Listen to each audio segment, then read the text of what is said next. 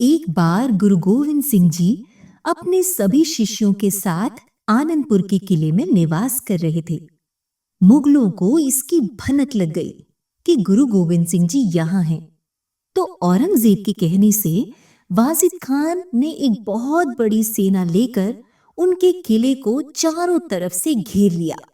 मेरे प्यारे सिखों, आप लोग बहुत वीर और बहादुर हो, परंतु मुगलों की संख्या बहुत अधिक है।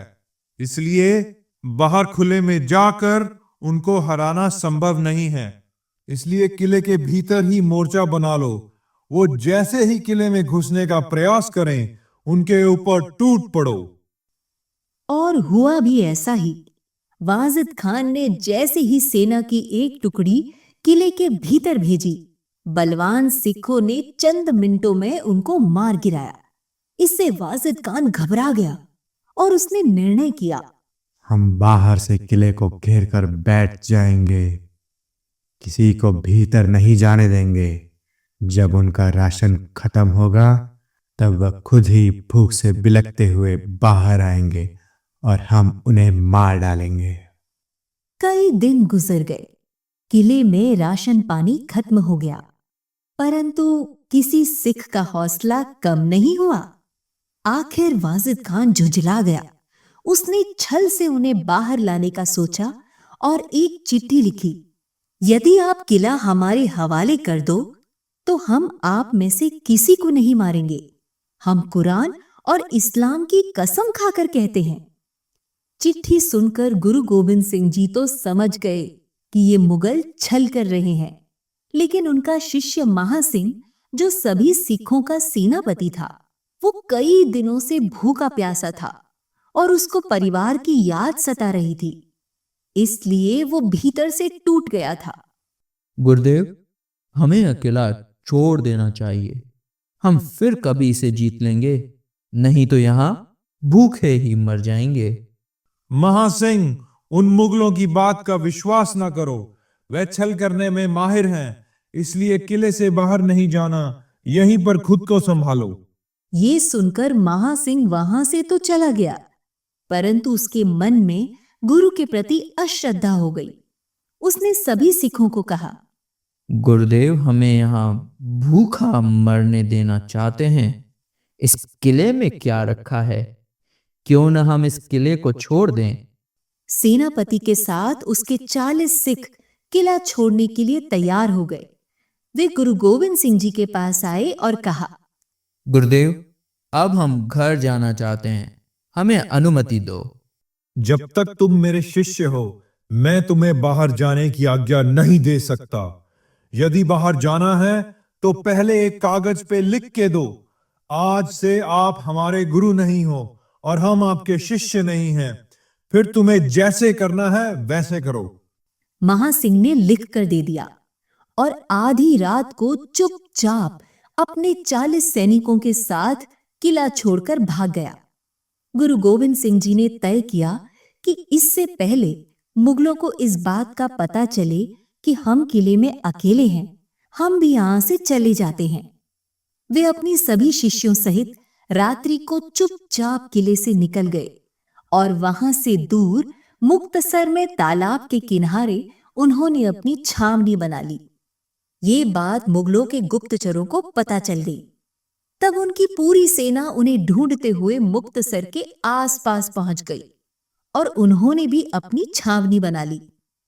इधर महासिंह और उसके साथी अपने अपने घर पहुंच गए, परंतु घर वालों ने उसे बुरी तरह धिक्कारा। तू कितना कायर है, अपने गुरु को विपत्ति में छोड़कर भाग कर आया। इससे तो अच्छा तुम मर जाते या पैदा ही नहीं होते। अब उसको अपनी भूल का पश्चाताप हुआ। वो फूट फूट कर रोने लगा। बाकी अन्य 40 सिखों के साथ भी उनके परिवार वालों ने भी ठीक वैसा ही किया था जैसा महासिंह के परिवार वालों ने किया। तब एक सिख महिला माई भागो, जो एक कुशल योद्धा थी, उसने सभी 40 सैनिकों को इकट्ठा करके उनमें पुनः स्वाभिमान का भाव जगाया। भाइयों, यदि आपको प्रायश्चित करना है तो तुरंत जाओ और कैसे भी करके अपने गुरुदेव के शरीर की रक्षा करो। जब तक आपके शरीर में प्राण है, मुगल आपके गुरुदेव तक नहीं पहुंच पाए, ऐसा प्रयास करना। माई भागो की ये वाणी सुनकर उनके भीतर का योद्धा जाग उठा। उन्होंने हथियार संभाले, सबने तेज गति से घोड़े दौड़ाए और जहां मुगलों ने अपनी छावनी बना रखी थी, वहीं वे 40 सिख उनके ऊपर ऐसे टूट पड़े जैसे चिड़िया के झुंड पर बाज टूट पड़ता है। 1.25 लाख से एक लड़ाऊं, चिड़ियन ते मैं बाज तुड़ाऊं, तबे गुरु गोविंद सिंह नाम कहाऊं। मुगलों की लाखों की सेना से 40 सिखों ने इतना घमासान युद्ध किया कि एक एक सिख सैकड़ों मुगलों को मौत के घाट उतारकर शहीद होता गया।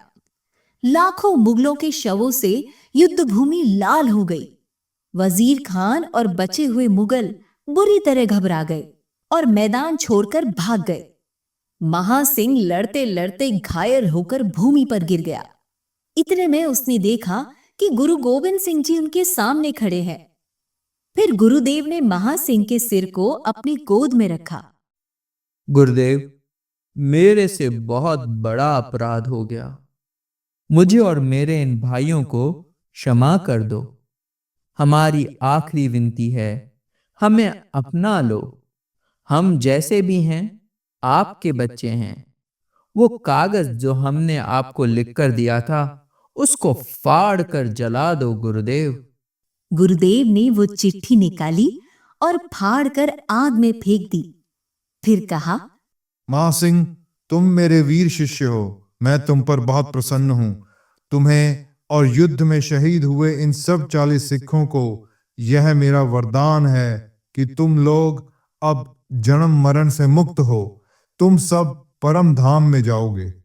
गुरुदेव की ये वाणी सुनकर महासिंह के कलेजे का बोझ उतर गया।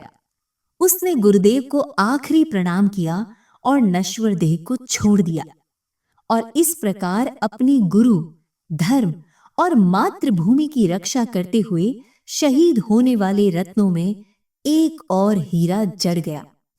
सभी बच्चे जोर से बोलेंगे, बोले सो निहाल, सत श्री अकाल।